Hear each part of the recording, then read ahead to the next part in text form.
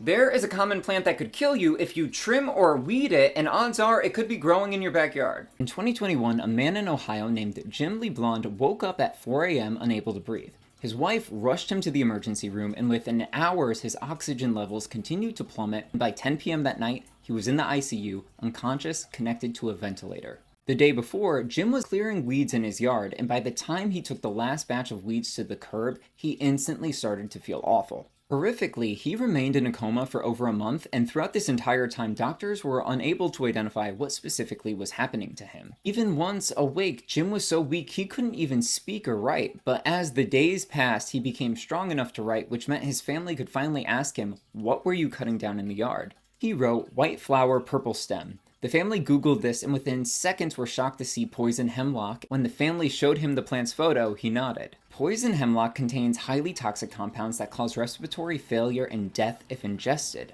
But what's so dangerous about this is when Jim was cutting and weeding the plants, their poison sap that circulates throughout the entire plant, including the roots and seeds, was released into the air as extremely fine droplets, which he inhaled. Today, poison hemlock grows throughout the US, Europe, Northern Africa, and Western Asia. It's identified by its small white flowers and by its reddish or purple spots that are on the stalk of the plant itself. When young, they grow in late spring and early summer. They look very similar to Queen Anne's lace, but as you can see, these flowers are all connected and there's no streaking or marks on the stalk itself. I don't know about you, but if I kicked the bucket because I'm doing something as lame as weeding my backyard, I would be pissed. Even if I was dead, I would be pissed. I'd probably haunt the garden, honestly. But that's why I wanted to make this video, so this way we could save ourselves from getting poisoned by hemlock. We could avoid it and not touch it altogether. I'm thinking about rolling out this series because turns out there's plenty of things in your backyard that could actually kill you.